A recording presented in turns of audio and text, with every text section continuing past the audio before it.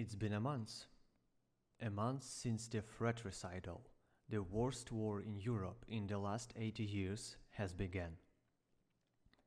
It's been a month since Ukraine capital, Kiev, was promised to fall or capitulate within 36 to 72 hours. Yet today Kiev is not just standing proud. It is not even partially encircled. Instead, Ukrainian defenders have encircled the invaders to the west from Kiev and pushed them back up to 40 kilometers to the east. It's been a month since Ukraine was attacked by the second largest army in the world, yet Russians did not achieve even a single strategic goal. Kiev is not taken, east is not conquered, south has not fallen.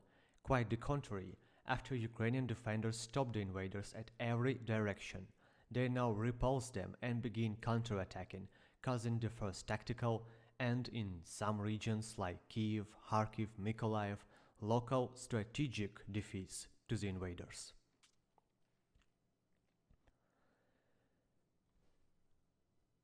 It's been a month since Ukraine asks for the world to close the sky over the country, by any means possible. A month of the world being afraid of the full-scale European war they don't seem to understand has already begun. A month of denazifying the Ukraine, but not a single Nazi found, and instead over 4,300 civilian buildings leveled to the ground. From 4,000 to 15,000 Ukrainians killed, and even more injured, tortured, kidnapped and raped. At least 135 children killed by the hands of Russian terrorists. 10 million people forced to become refugees, over 6 million inside the country and over 3 million forced to live in it completely to flee to the other countries of Europe. I'm posting the daily chronicles of war, starting from February 27, where you can see it all, the destroyed cities, the empty child strollers, and the square of Lviv, showing the number of children killed by the Russians. In just 1 month of this war, Russia dropped 10 times more bombs and rockets on Ukraine than the amount of bombs dropped during the whole war in Syria. 1 month after you should not have any illusions. The first illusion is the self-proclaimed second strongest army in the world. 4 out of 10 armies sent to Ukraine are already either completely destroyed or damaged to the state they are not able to properly operate. With the numerical advantage in tanks, planes, artillery, sometimes up to 5-7 times more, Russian army shows its real state now. A rusty, corrupted, dismoralized and weak. As for today, Russian invaders have lost over 16,000 personnel, over 200 planes and helicopters combined, 500 tanks and hundreds of artillery units. And as the cowards they are, they still have in a war, mostly not with Ukrainian army, but with the cities, women, children. They do not deserve to be called soldiers. Soldier is a proud word, which means someone who protects, someone who respects the laws and rules which even war has. And Russian invasion does not have anything of that. The second illusion is Russia just preparing a real attack now. There is no other real attack besides from what is already inside Ukraine. Countless reports show that Russian regime panically tries to enlist 18-year-old kids, conscripts and Syrian mercenaries to the war. Imagine this, all the most functional, sometimes even elite divisions of Russia are already fertilizing our soil or damaged heavily. The myths about the real final devastating attack remains myths. While Ukraine is liberating the temporarily occupied towns and villages bit by bit, the third illusion is it is Putin war only.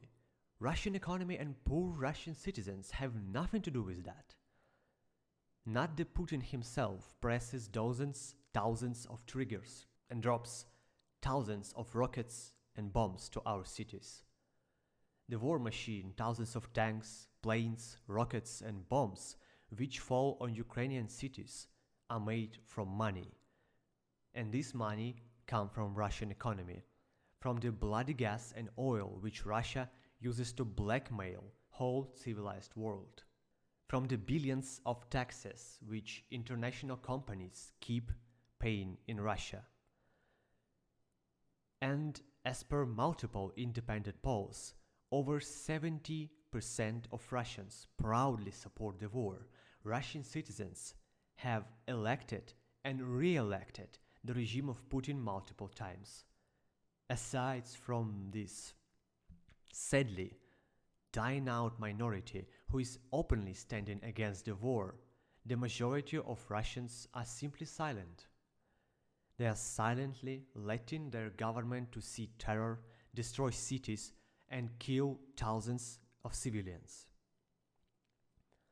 Even now, most of the Russians are more worried that they will not be able to eat at McDonald's tomorrow than their government and soldiers, so-called soldiers, killing people of the nation they call brotherly.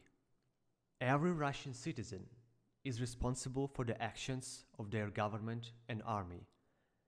This is not a call for a mass hate of Russians and everything Russian in general, but a clear message to realize that every sanction they got by now, they called upon themselves. And the last one, don't even think otherwise. Ukraine will win this war. It's not a matter of if, but only a matter of when, and most importantly, by what price.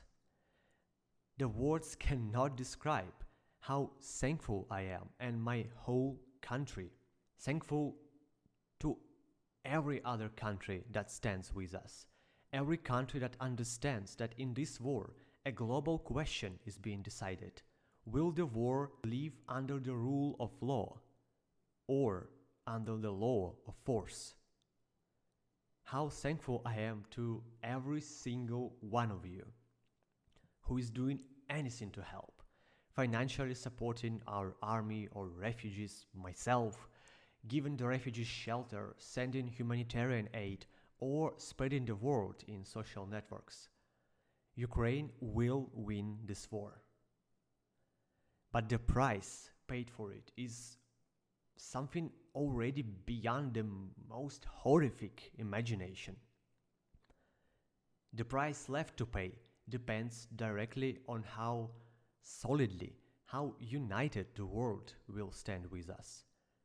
Because if Russia will not be stopped today, a year, 3 or 5 after, it will attack again, and attack other countries too. The military and humanitarian help to Ukraine must be continued. The sanctions against Russia must be continued and made even stronger, so that any evil, authoritarian regime in the world would know the war is not allowed, because this war will only destroy the invader himself. Stand with us, people. Urge your politicians to help us, and you will see how the sun will rise once again in a world of peace. I am proud with my country and proud with every one of you. Slava Ukraini, and glory to you, my friends.